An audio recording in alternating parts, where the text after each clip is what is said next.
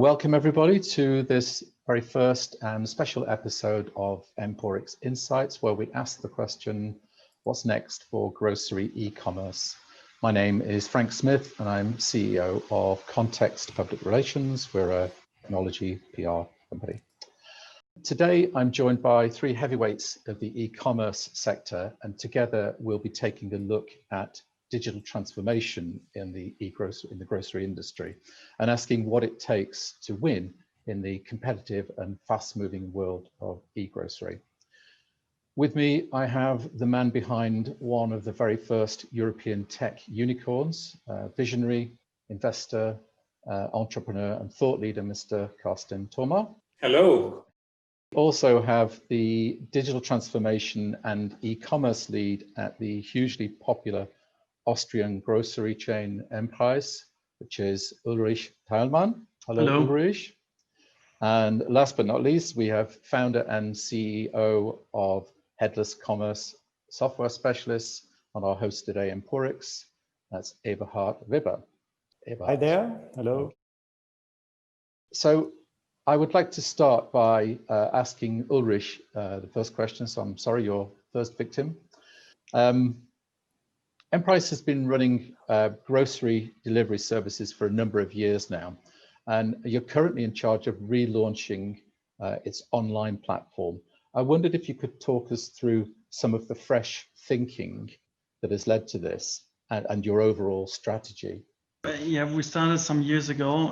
I joined MPREIS 1.5 years ago, and we had a look at the digital landscape, what we have there, and what we saw that we have a lot of concerning the marketing, a lot of experience-driven marketing, and it was a really old e-commerce solution. So we decided to build a new architecture to be more flexible in the future, and that's how we started the project. We really want to grow in this area. At the beginning, it was more a test, and now we found a partner where we can set the whole system on a good foundation, and then building up on this. And we're happy to work with emporix. When you talk omnichannel with MPREIS, what does that mean to you?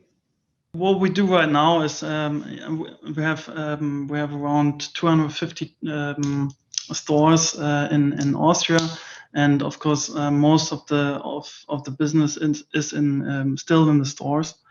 What we're trying to do now is bringing together those two distribution channels. For example, what we launched in summer was like a digital shopping list, where it doesn't matter if you buy online or you go into the store.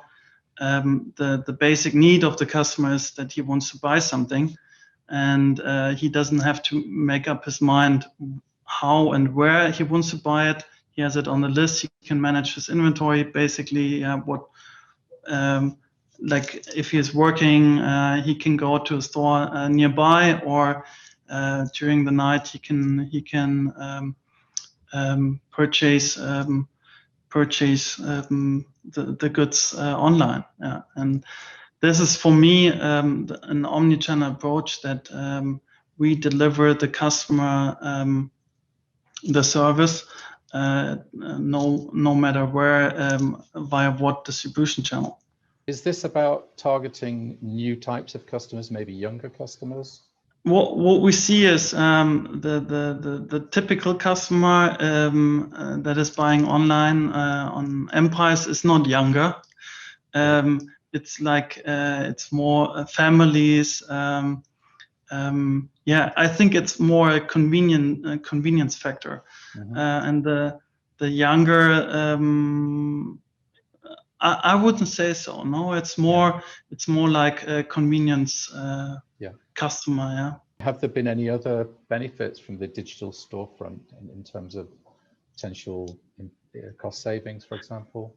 Of course, with the digital storefront, the first time we were able to show the whole assortment, and before it was just a marketing side where we could talk about our values, about our nice architecture and stuff like that. But what is the customer searching for? Our products and what products are on sale and stuff like that.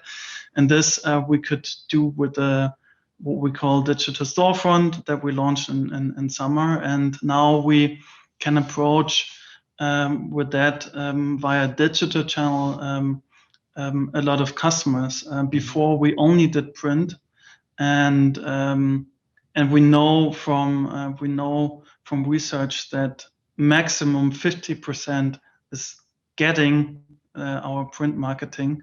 We don't know how many throw it away. I think 0%. No, but 50%. Yeah, 50% is getting it, and the other 50 we didn't reach before. And with the digital storefront, we have the opportunity now and to reactivate them again and again. And this is at the beginning no cost saving because it's an additional channel. But I think over the time, print in that extent will phase out. So saving money and saving the planet and helping your customers. All good. Yeah, soon. Okay. Yeah, okay. Carsten, if I can turn to you now. Sure. You've been successfully building and investing in technology companies for quite a long time, since the late 90s now, the early days of the internet. How do you think the grocery sector is progressing in terms of its adoption of digital transformation? And secondarily, how would you compare it to other sectors that you've been involved in? That's a good question. Grocery is probably very similar to other industries where a few years ago we would have not expected fast progression on digital transformation, right? It's also, I think, a good example what happens if you leave a gap behind or a gap open that others can attack, right? And this industry, for sure, the incumbents didn't move fast enough to protect itself from that type of disruption. And I remember when I used Instacart for the first time in Palo Alto, it was years ago, and I gotta admit it was a fairly rudimentary service back then. I was like, oh, what is that? I mean, the stuff arrived at one point, right, in the hotel, but it was by far not a great user experience. But it actually, it did serve a specific purpose, and it was geared towards what was going on in the Bay Area back then, and geared towards the gig economy. And we know the next steps, right? Next step was it showed up in more metropolitan areas. It took advantage of areas where there was on one side a lot of cheap labor, on the other side a lot of capital, and soon enough they're going to take the next two steps. We have seen this in other industries as well, right? I remember those times when we were probably smiling a little bit about Mercedes taking a stake in Tesla, and then they sold it happily back then. Not happy anymore. And I also seem to remember that there were a lot of joint ventures going between the old school car industry and Tesla when it came to battery factories. But before they got serious, they all sold their stakes. So it's definitely something that will take further steps. I also believe that the good news is, compared to other industries, there's still enough time to prepare for that and not miss that opportunity. And where do you see technology playing a part? I know that's a big question, but what particular technologies or changes in technology are needed to accelerate the growth of the e-grocery sector? For sure, you don't need, I don't know, what's Instacart's funding now?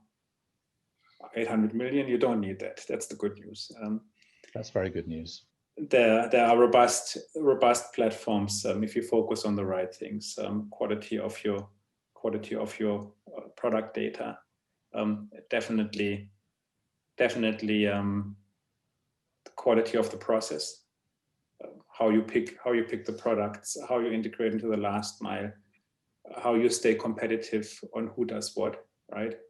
And last but not least, also from a maintenance perspective, these things got more affordable. These are not proprietary solutions that Fresh Direct had to build in the early days in New York, and other of those companies. I think it's still complex. Grocery is an advanced industry, there's no doubt, but also we're in the 4th generation of cloud software now, and we can deliver solutions that bring value to the customer and the consumer in terms of the quality of your products that you can deliver in your cart, the delivery window, better customer engagement. It's possible now. Definitely progressed over the past 10 years. Going back to you, Ulrich, you've enjoyed a lot of success in digital transformation in other sectors, such as fashion and luxury brands. What lessons did you take from those sectors into the grocery market? And secondly, what were the major differences? Yeah, with my experience in fashion and in luxury, that was good, but I knew that this won't help me a lot in the grocery sector. So what we started and what we were really doing at the beginning were user labs, where we talk to the customer and try to understand their basic needs. And what I learned before, like the really hard way, is to communicate much better also inside the company what you're building there and the change what gonna happen, and that it's not just a project, an e-commerce project, that this will change also a lot of other processes, workflows in other departments, like in marketing or working together with IT or the buying department, category management. And in the past, I didn't have so much focus on that. And now we talk much more about these topics, because this is a really slow process to get the change also in the head. The technology part is I think a quick one, but the change in the heads takes much more time. The actual products cause a problem as well, don't they? In that, a pair of trainers is not as complicated as the mix of products you've got in grocery and the complicated supply chains. Of course, and that's why grocery is, I think, in the timeline really at the end of of the e-commerce journey. I think it's one of the most complex supply chains. With the cooling and with bottles and everything. And the first thing what I learned when I started in online grocery was like, at the end you don't know what your basket is costing. It's you know it when it's picked, and this is a big difference to other e-commerce industries. And it's a really complex supply chain. And okay. Thanks, Ulrich. If we could build on that, over to you now, Eberhardt. Microphone. Sure. Thank you. It's common. This is the phrase of the year. Turn your microphone on. Could you provide us with some more insight into the special role that software plays in online grocery experience that sort of deals with some of the complexities and the differences that Ulrich was talking about? Yeah, sure. And I think Ulrich gave the right keywords. Typically, when you look at an e-commerce scenario, typically you assume there's a big warehouse and you ship from that warehouse all over the continent. That's what many companies do. And that is also reflected in the software that you will find on the market, because most of the e-commerce software ends exactly when they have taken the order, because they assume there is another system that takes on the order, like a order fulfillment system or like a warehouse management system. And that's actually where the process starts in grocery, because in grocery, things work differently. You cannot ship fresh, perishable products or bulky products for your weekly shopping over long distances, right? That's why you have to work in a local context. You have to pick locally, you have to pack locally, and you have to deliver locally. Ulrich mentioned the cold chain, which can be a challenge. You have sensitive products like bananas, very sensitive product. You touch it once or you give pressure, it gets a black stain. Nobody wants to have bananas with black stains.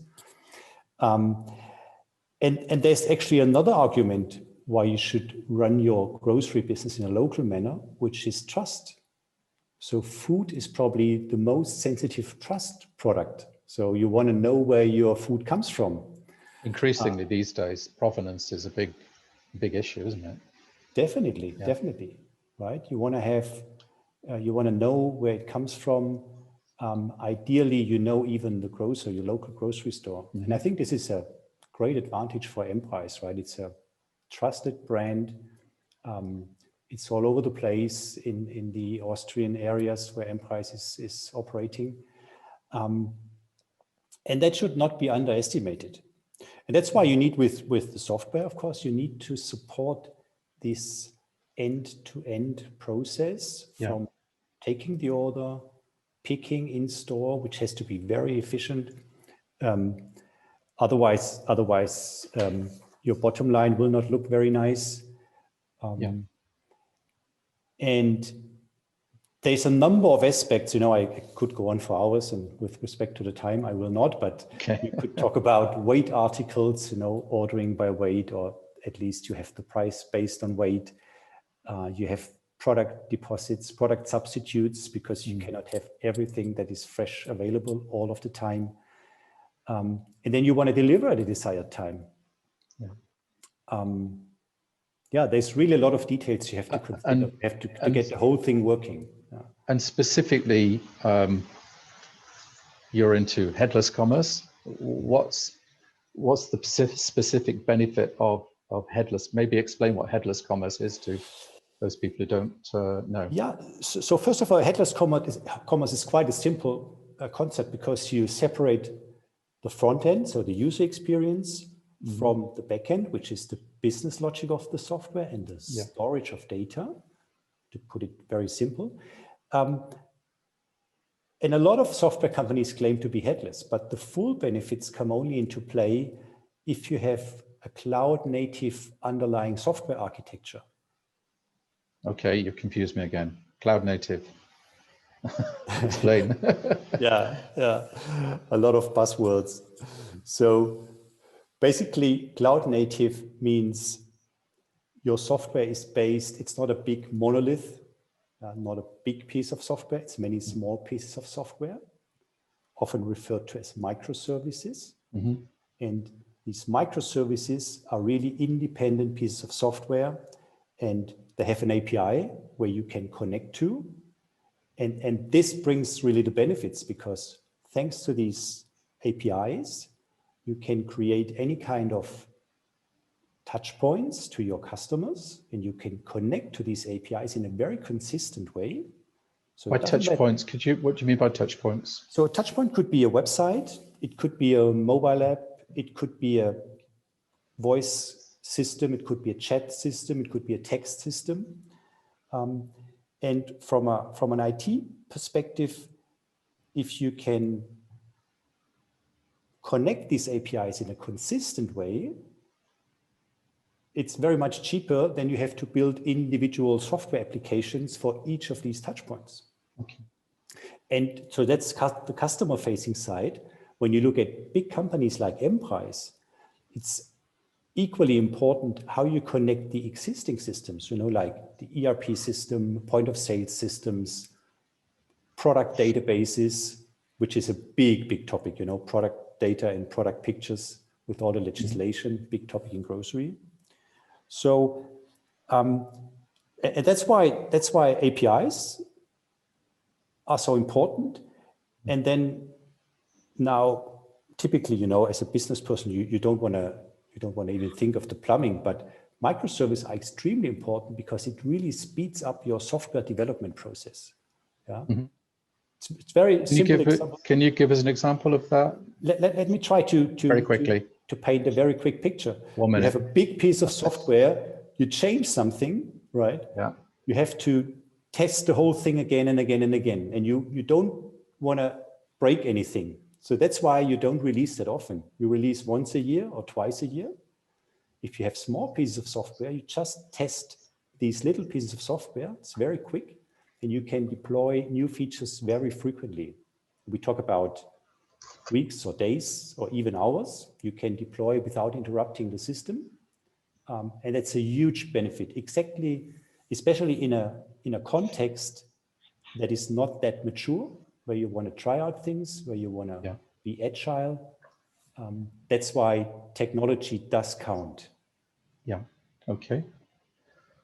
Yes, because so there's no interruption to service. People can continue shopping, and I can keep buying my beautiful bananas with black stains, with no stains. Absolutely.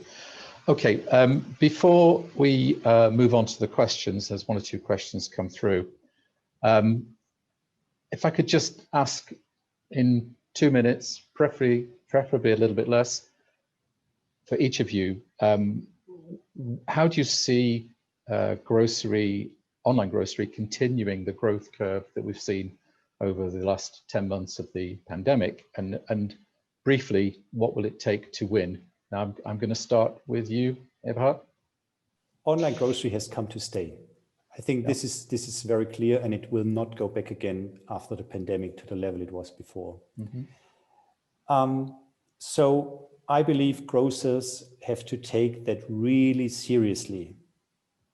When you remember the discussions we had in the bookstore market 15 years ago and see what happened, we don't want to have the same situation in the grocery business.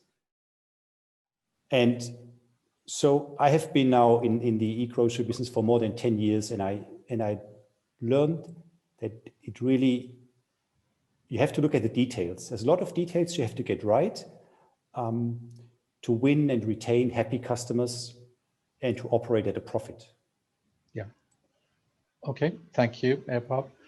Ulrich, your final take on what it takes to win? Yeah, where we invested a lot was our user experience. This is a big value of MPREIS, or what is MPREIS known for the architecture, and we wanted to adapt that to the digital space as well. And of course, what we saw after the first lockdown, after the first peak, of course we had a growing customer base, but the question is how can we get them to loyal customers after the peak? And we invested a lot also in the marketing. So we built a customer data platform where we can really work on the retention marketing, and this helped a lot to even take the growth of the peak in the second part. And this helped a lot. But it drove digital transformation at MPREIS a lot, the pandemic, and I hope that we can do much more now also on our side to work there faster internally. I'm glad to see it's not only about software, that you're still going to do some marketing. That's comforting for someone in the business. Okay, and finally, Carsten, your final 2 minutes on what you think it will take to win and build on this trend to online groceries. The quality of the delivery is one important factor. Obviously, there's a certain control and satisfaction if you go to the store yourself, right, and pick the stuff. Sure. But if the quality is spot on, that goes along with the trust topic, right? And also with the requirement that the business predominantly has to be local. The reliability when it comes to the delivery window is also super important. What is really convenient? Grocery shopping, for most people that want to use it through a commerce interface, is not something that they do for hours and hours and hours. It's a convenience. So there needs to be optionality and reliability in how you get your goods delivered, and it has to be on time and within the window, and it probably also has to offer flexibility how and where you can receive the goods, either pick up or pick up points or at home. These are the three most important factors that it can succeed. And then finally, you need to enable the people, the grocers that do it, to operate with a solution that you can master and that is also broad enough, like Ulrich said, that you also have the opportunity to engage your customer and probably also provide incremental services to the core grocery service. Thank you very much indeed. Okay, I believe we've got one or two questions already. Okay, I've got a question. Should grocery trust Instacart as a partner, or is it likely to compete with the grocers in the longer term? Who would like to take that one? Eberhardt. Well, I wouldn't say there's a lot to say on that, right? You can answer that yourself. Why do you want to give away all the data of your customers? Why do you want to give away control over your product catalog and the pricing? Why do you want to give away your customer experience? I mean, what's the point in doing that? I would say it's a bit of a poisoned gift. I'm guessing you're not a fan. Sounds tempting. It sounds tempting to do that as a grocer. Okay. But I think you want to have your customer experience yourself, and you have to control that. Yeah. Okay. I mean, where will the business go to? Yeah, it will go online. It will not be 100% online, 0% local. Maybe it will be even 80-20 in 10 years' time. But think of 20% of the business not being in store anymore. Yeah. What a massive part that is. Okay. I've got another question here. I think this is probably one for Ulrich. How do you cope with the same-day delivery? We had it already, but we had to stop it during the first lockdown. We're working on it again. It's possible if you look at Austria. It's not like the perfect setting for same-day delivery because there are not so many really big cities. But for example, we had it in Innsbruck, and it works, but only like not in like every valley or a mountain village. This is not possible. But we're working on reactivating it. It's an important factor, and when we see like the competition starting in Vienna with 60 minutes and 3 hours, it's quite a challenge. But of course, in Vienna, it's much easier to provide such a service. If you go on the countryside, 60 minutes won't be possible.